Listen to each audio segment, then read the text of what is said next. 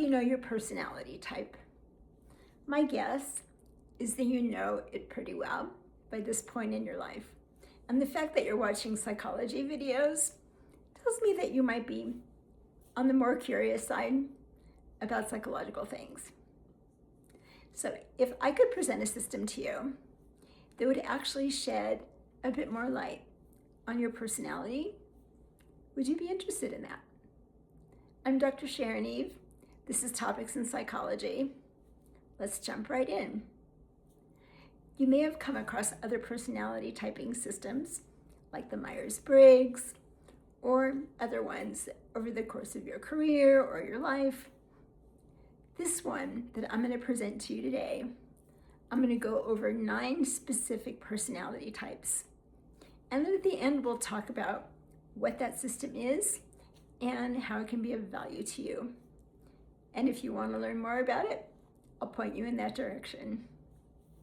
So I'm going to go over these 9 personality types. I want you to think, I identify with that one. Or actually, I know I'm definitely not that type. So just kind of be aware, let it wash over you, and see what bubbles to the top. Type 1, that's the perfectionist or the reformer. They're often very hard on themselves, holding themselves up to a very perfect standard of being. Type 2 is the helper, the caregiver. This is the person whose identity is really defined by how well you take care of other people. That way, if I take care of you when you need me, then you'll never leave me. Type 3, the achiever.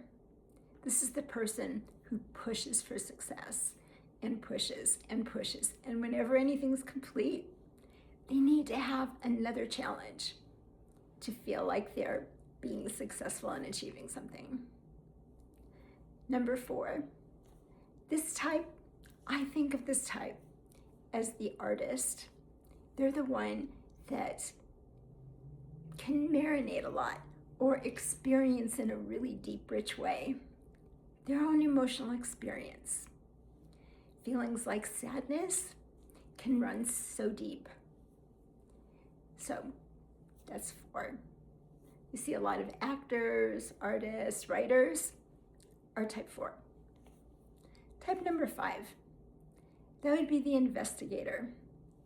That's the person who is very studious. They like their data. They like their facts. They like to hold their cards close to their vest, keep things kind of very controllable. That's the 5. The 6 is the loyalist. This person is incredibly loyal to the people they care about. They're often very sweet. And if type 6 were to be seen as some kind of punctuation mark, they'd be a question mark. They have a lot of self-doubt. They can be very insecure. A lot of comedians actually are type 6s. Type number 7, the enthusiast. This is the person who just enjoys life, enjoys the best of the best. They can be a little distractible, but they know how to enjoy life.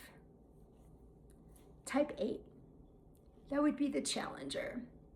This is the person that challenges something and they push forward. If something feels not right to them, they will just keep pushing forward. Pretty strong in that way.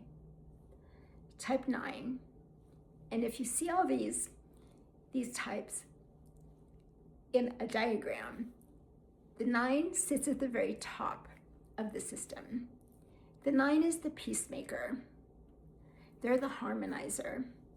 They don't like to be around conflict, and they'll find ways to help people come to some kind of peaceful agreement. So what I've just shared with you is the tippy top surface of this personality typing system. It's a very deep system, and it talks about many aspects of your being. And a couple of the things that I think are really valuable about it, when you look at the different types, within each type, you can see who is less emotionally developed. And you can see, as you go up the levels of emotional development within each type, how you can improve. And if you're at the higher end of the emotional development, you're probably going to be more successful at relationships, at life. You may have more peace of mind. So it's a valuable system that way. See how you can be a lower functioning version of your type, and what it would look like to grow to a higher functioning version of your type. Another aspect of the system that I personally have found quite brilliant is it helps me understand the people around me. Not just how they are on the surface, but as I've learned about this over the years, where people get stuck, how their thinking goes about things, their way of thinking about things might be really different than mine. I know my personality type, my kids, we know their personality types too. And it helps us understand each other. Things that might not make sense to us, make sense. It opens up communication because you're being the way you are, not for any oppositional reason or any cruel reason. It's because that's how your personality organizes what goes on in your life and how you see things.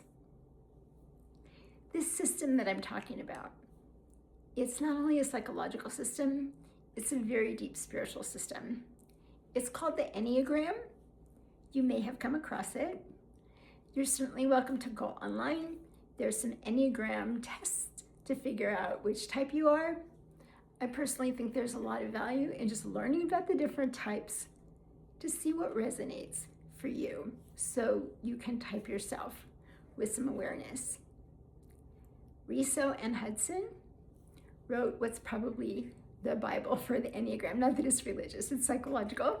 But if you look at their book, The Wisdom of the Enneagram, that can give you a lot more information about each of the types, what emotional development looks like for each of the types, and some other aspects of each of the personality types.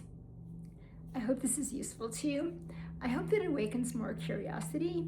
I found it to be really helpful in understanding people and in understanding myself.